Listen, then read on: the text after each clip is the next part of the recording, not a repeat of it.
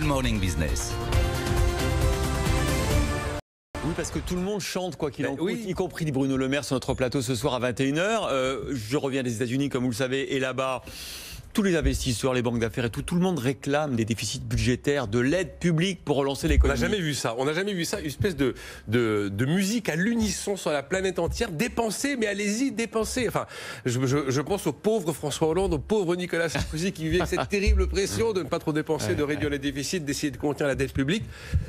Ça aussi, c'est nouveau monde. Allez-y, dépensez. Vous avez vu l'OCDE appelle à dépenser, la BCE appelle à dépenser, le FMI a lancé un appel à dépenser, surtout à dépenser. Enfin, et il faut reconnaître que quand vous prenez les chiffres en France qui nous entourent, le quoi qu'il en coûte, on se rend compte que l'expression n'a pas été utilisée par hasard, elle a presque été utilisée à bon escient. Alors après, on peut avoir un débat pour ou contre, est-ce bien calibré, faut-il en faire plus? Mais on a eu la loi de finances rectificative 4. Bientôt la 5.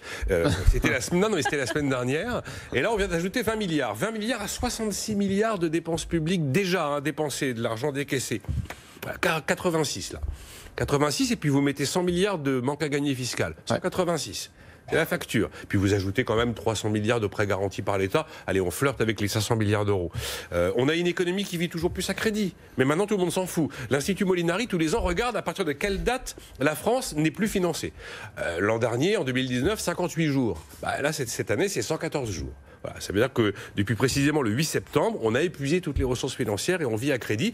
Et puis il ne vous a pas échappé cette confrontation de deux rapports. Ce que le Sénat nous dise chez les Républicains, il faut que le plan de relance devienne un plan d'urgence. On peut dire qu'il est un peu dans son rôle. Mais que l'Institut Montaigne dise la même chose, sous la plume d'Éric Chanet, que l'on connaît bien, en disant qu'il faut mettre 50 à 60 milliards d'euros dès 2021 pour passer l'année. Quoi qu'il en coûte, on voit que ça n'est pas terminé. C'est pour ça que pour ceux qui nous regardent sur RMC Story, canal 23 de la TNT, en synthé, on a écrit, Jean-Marc, quoi qu'il en coûte, Jean-Marc Daniel isolé. S'il en demeure 10, je serai le 10e, et s'il en reste qu'un, je serai celui-là. Et pourtant, je ne suis pas le seul, en fait, en réalité. Il n'en demeure pas 10, il n'en demeure pas un. Je pense qu'il y a beaucoup de gens qui sont inquiets. Il faut les chercher. Inquiets, oui, mais les gens qui disent à l'État ne dépensez pas, il n'y en a pas beaucoup. Écoutez, il y a d'abord la population qui ne dépense pas, parce qu'elle commence à voir que la situation devient hors de contrôle. Deuxième élément, il y a quand même un certain nombre de gens qui commencent à dire que quand on a un déficit de la balance des paiements courants en France, qui va atteindre 50 milliards d'euros, ce qu'on n'avait pas vu depuis une dizaine d'années, alors que l'Allemagne, l'Espagne et l'Italie sont en excédent, je ne suis pas sûr que la zone euro puisse tenir longtemps dans une telle situation. Et donc, quoi qu'il en coûte, je pense qu'il en coûtera trois choses. La première chose, c'est l'avenir même de... Enfin, ça coûtera à la génération future.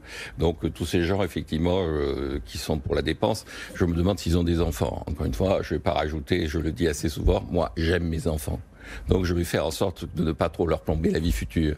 Et donc c'est quoi qu'il en coûte, là, le déficit de la balance des paiements courants qui s'accumule, il menace directement la zone euro. Donc je ne sais pas si on va laisser à nos enfants une zone euro stable, en tout cas viable. Le deuxième élément, c'est que ça ne sert à rien d'annoncer qu'il faut relancer dans le cadre traditionnel, puisque pour relancer dans le cadre traditionnel, au travers de la demande, il faut qu'il y ait en face des magasins ouverts, il faut qu'il y ait en face un appareil productif qui fonctionne, ce qui n'est pas le cas, puisque on dit aux gens de dépenser, mais on leur dit, mais surtout n'allez pas dans les magasins. Les magasins sont fermés. Comment voulez-vous qu'ils dépensent? Et le troisième élément, je pense que tous ces plans de relance, on en parlait déjà vendredi, comme je dis, c'est moins de l'hydrogène et plus de l'oxygène. C'est-à-dire, il faut reprendre l'urgence. L'urgence, c'est la maladie. Et l'urgence, c'est le tissu industriel et le tissu productif qui se défait sur le plan financier. Donc, c'est pas de plan de relance qu'il faut, c'est des PGE, des baisses d'impôts sur les entreprises, des actions ciblées pour essayer de faire en sorte que les entreprises survivent et la libération du travail. Il faut arrêter d'empêcher les gens de travailler.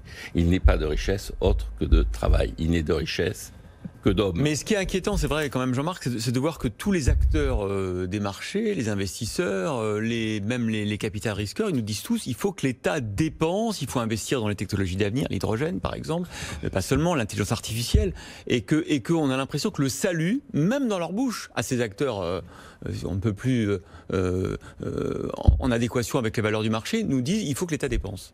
Ah mais le mendiant, il attend toujours à ce que l'aumône lui soit faite. Mais Mais on pourrait dire aux mendiants, mais travaillez, prenez de la peine, c'est le fonds qui manque le moins. Je pense que tout le monde a conscience, malgré tout, que ce qui manque à l'heure actuelle, c'est de la production. Quand on a un déficit, en France, hein, aux États-Unis, c'est un peu la même chose. Quand on a un déficit de la balance des paiements courants, c'est la preuve que il n'y a pas un problème de demande, il y a un problème d'offre, il y a un problème de capacité de l'appareil productif à répondre à la demande existante. Nicolas. Alors, il y a beaucoup de clairvoyance dans ce que dit Jean-Marc Daniel. Il est certain que c'est toujours, il faut jamais rater une occasion de rappeler que la France a un problème de production et pas un problème de consommation. Et qu'en plus, si on dope la consommation, on sait que généralement, on dope les importations. Même s'il y a beaucoup d'appels aujourd'hui pour qu'on ajoute à ce plan de relance qui deviendrait un plan d'urgence, un volet demande. Donc c'est pas mal effectivement de rappeler ça. Et puis effectivement de rappeler quand même que les déséquilibres en zone euro sont quand même en train de se creuser à des niveaux qui font qu'on va un jour, le quoi qu'il en coûte, on va un jour le payer dans un débat un petit peu fondamental de savoir si on continue à vivre sous le même toit avec l'ensemble des pays qui y sont aujourd'hui. Entendez l'euro. Et vous avez remarqué que tous les partis eurosceptiques ou favorables à un retour en franc sont devenus très muets aujourd'hui. Parce qu'effectivement, si on était au franc, le quoi qu'il en coûte, il en coûterait beaucoup plus que ça. Merci Nicolas et Jean-Marc.